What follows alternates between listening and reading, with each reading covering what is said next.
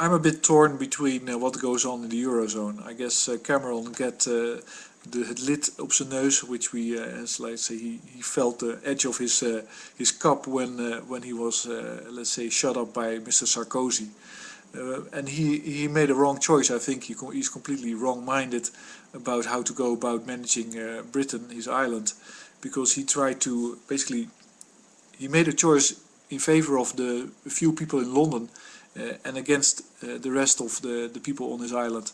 He doesn't have energy suppliers of Britain under control because one of the big gas companies refused to, or actually threatened to close a well as long as the government wanted to raise taxes on gas production. So basically the British government wanted to take a bigger cut of energy for itself, and this gas company simply said, okay, well then we close down this well. He doesn't have his energy supply under control. He tries to rely on the let's say the schemers, the wheelers and dealers in London, whose influence is basically dwindling under the influence of China. And he did so. So that's one side of it. It's the wrong choice because he has mouths to feed on his British islands, and for that he needs to have strong alliances. And the US is not I think any longer a strong ally, except when you want to have a nuclear war or something like that. So he needs Europe, which is actually as a group of countries able to conquer its own oil. As we have seen in Libya, most of that oil is going to Europe, going to Italy, going to France, going to also to Britain. But of course, if that oil is going to be traded in euros, which would be a novelty, but it's quite likely, then of course, what are you going to do with your British pounds? You know, what you gonna hand over for those pounds? So and the solution is so he's criticizing the euro because he wants it to disappear and suffer defeat under the influence of the US dollar. And then he wants those southern European countries to go offline because they all have hyperinflation and they won't be able to buy anything unless they sell everything, and they will be very poor. But that will mean that the energy supply will be abundant, and Britain will be able to buy that, and of course British companies will be able to go into these southern European countries and scoop up everything and do the wheeling and dealing that they're used to. That's his. So he's criticizing euro at the same time. He's dependent on it because he has to feed he has to supply his own people. I read a hilarious article that the Queen of England was actually rummaging around her castles trying to switch off lights to save energy because the costs were so high. Well, she has plenty of money to buy renewables, and that's actually the solution. I'm really it is the only solution for these islands. I think it's wave power and it's wind power.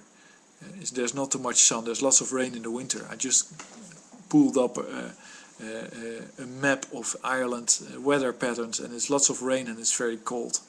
So in the winter you really want to have wind energy providing you with heat and everything you need, and then you'll be you'll be very happy there. I don't think there's a problem with it. But like guys that go on these type of forums or gatherings where everybody has seen what ik weer zeitgeist, which is crap, which is basically misdirecting people in a very serious way.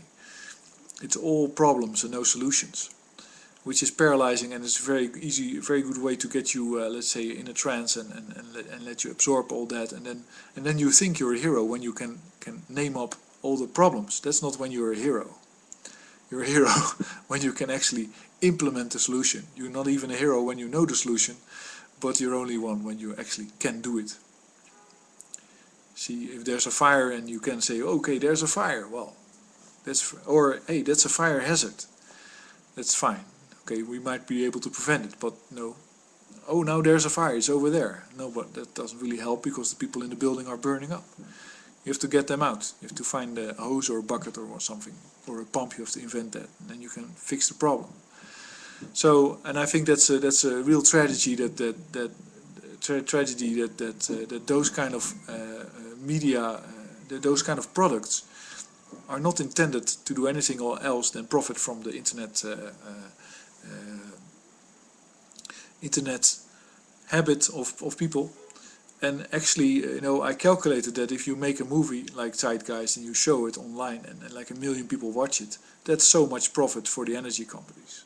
It's like there's a business case to be made for a green advertisement movement on movies on YouTube that are sexy and attractive, simply because showing them makes the energy companies more money than their effect might cost them.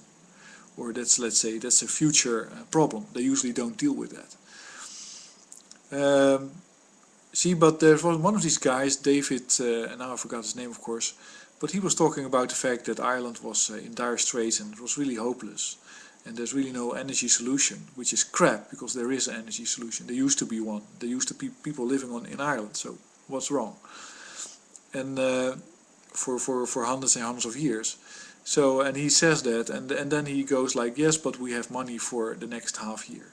So that's simply, if you're in Ireland, you know that you're moving further away into the corner. And I'm in touch with some people in Northern Ireland, and they say, yes, but we're Northern Ireland, we're part of England. You're not getting it. You have nothing to, it's like, if you're in Ireland, you have nothing to offer. You have lost, I think, the ability to recognize that you know what you depend on. You've been, like, say, you've been selected to work in the coal mines. Maybe this is a complete generalization and should be, let's say, flogged for being so negative about Ireland. But it's just the whole concept of being on an island and not being able to control your own economy. So you're not your own resources. Not being able to develop your own resources, and sitting there, let's say, in a locked room, waiting for the next batch of cookies to be thrown through the window, so you can eat a little bit more. That's basically, if you wanna, let's say, abstract it, bring it to the abstract. That's the situation. It's horrible. Say move out.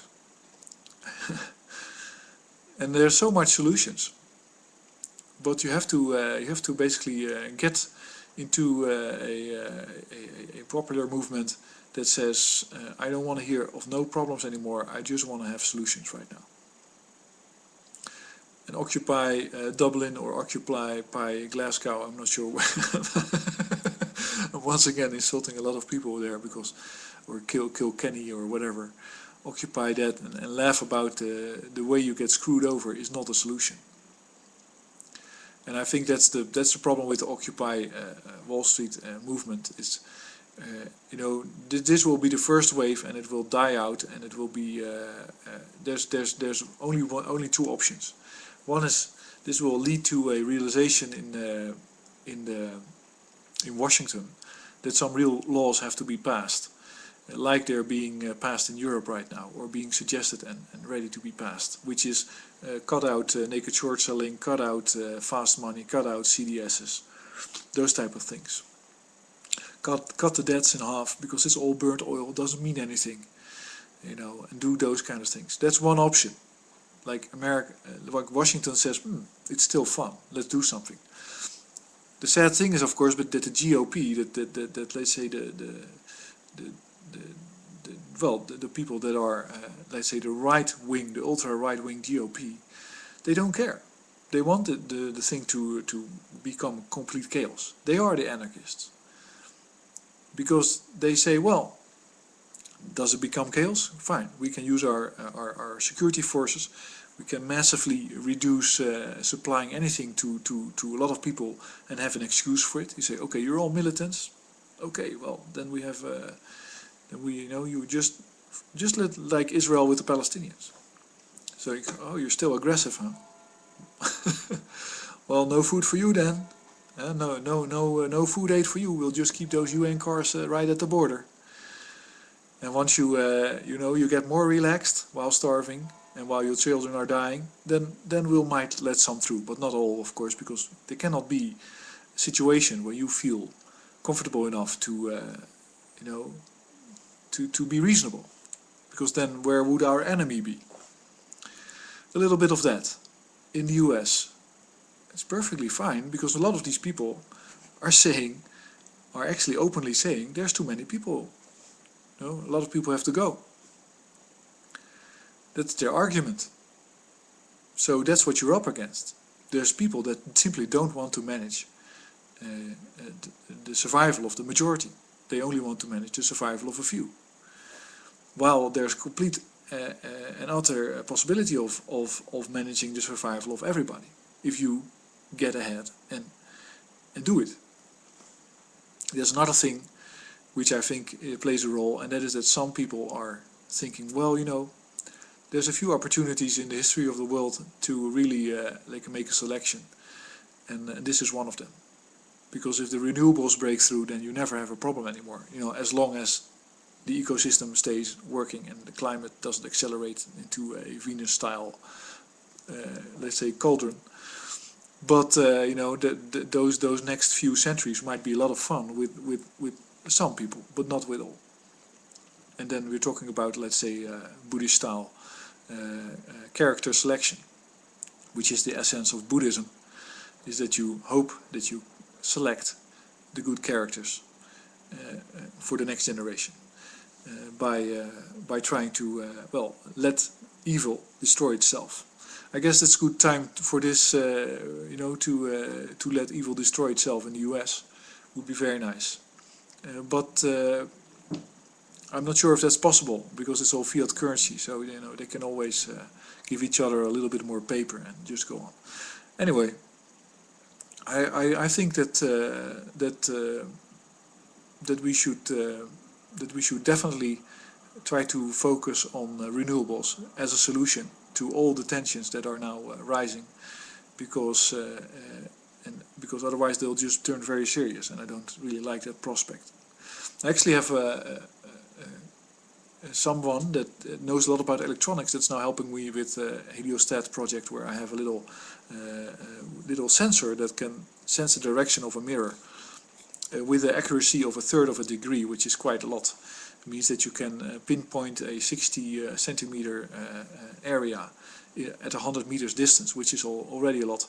And if you buy different chips, which are not very expensive because they only cost like 90 euro or something like that, you can pinpoint a area of 15 centimeters exactly at 100 meters distance, which would mean that you could easily make a mirror field that with these type of mirrors controlled, and you can make a focused beam on a single spot with that high accuracy and with no wear and tear. So super cool. And that's what I'm trying to design, so that you can easily build up solar fields.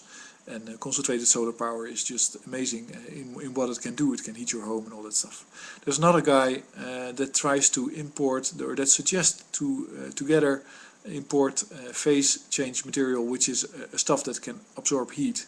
You have to realize that if you're during the day, you could collect more heat from the sun than you're actually using to heat your home, and you can store that in little, let's say, phase change material. Let's say a barrel or something like that, and then use it at night and not use your gas or use any gas. But there's other ways to generate heat, and there's one that I'm really going to enjoy building, which is using the wind to generate heat. And I'm just saying it because it's time to start developing that. I got a website or a page called Wind Heating Systems, I believe. I'll put the link below this, where I'm working on it. To answer one of the people commenting about the cost of building a house, there's actually investigations in Europe to find out whether there is actually inflation of those costs. So in Europe, and especially in Holland, we're trying to make sure that when somebody builds a new house, he's not charging you over the moon for it, just because the market is locked up, which is a very good development. I think that should happen everywhere. And I think that's it for this video, because it's already 15 minutes again. Thanks for listening, and I hope you have a good evening.